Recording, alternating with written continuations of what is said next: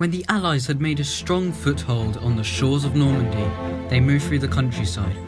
Normandy's countryside was made up of fields that were outlined with tall hedgerows, which were impenetrable and almost 5 meters tall.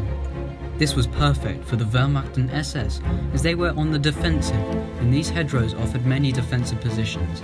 Lurking in these hedgerows was one of the most feared tanks of the entire war, the Panther G. The Panzerkampfwagen Funf Ausfurung G, or Panther G for short, was a medium tank that weighed roughly 44 tons and was fitted with the powerful 75mm KWK-42 and had very strong armour. The Panther G was manufactured from March 1944 up until the war's end in May 1945.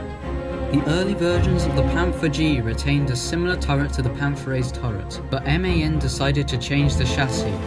After multiple tests on the new chassis, one was chosen and put into production. Some of the plates were reduced in armour, and some plates, such as the sides, had increased armoured protection.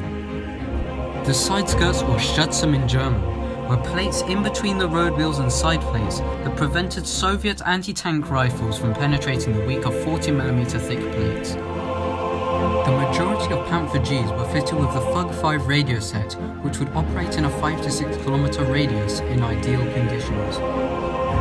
An unfixed problem remained throughout the Panthers, which was the shot trap on the gun mantlet. Enemy tanks would fire shells at the lower half of the mantlet in hopes of the shell ricocheting and penetrating the thin roof of the tank. To overcome this, the later Panther Gs were fitted with a chin on the mantlet, which prevented shells from ricocheting into the roof of the hull. The Germans had developed an anti-magnetic paste to go on their tanks to stop magnetic mines sticking to their tanks. This paste was applied in the factory to all upright surfaces. The Panther's front plate was coated in Zimmerit in 3 different sections, and when the person was applying the paste in another section of the plate, there were indentations for where his feet were when the worker applied the Zimmerit paste.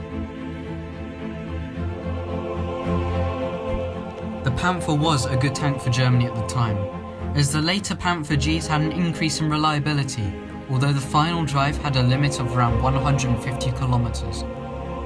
The late war Panthers were very effective in destroying any Allied vehicle. The Panther G had many advantages over the Tiger I. Although the Panther and Tiger I had effectively the same Maybach HL230P30 engine, the Panther was lighter, which allowed it to have a greater horsepower to ton ratio than the Tiger I.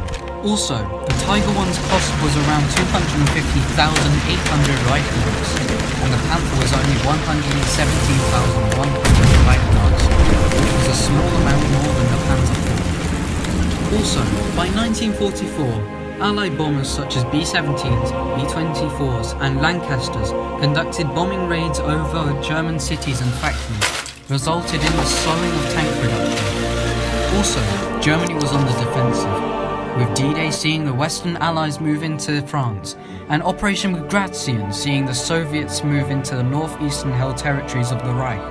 The lack of sufficient supplies and raw materials resulted in partially incomplete tanks lacking optics and other parts.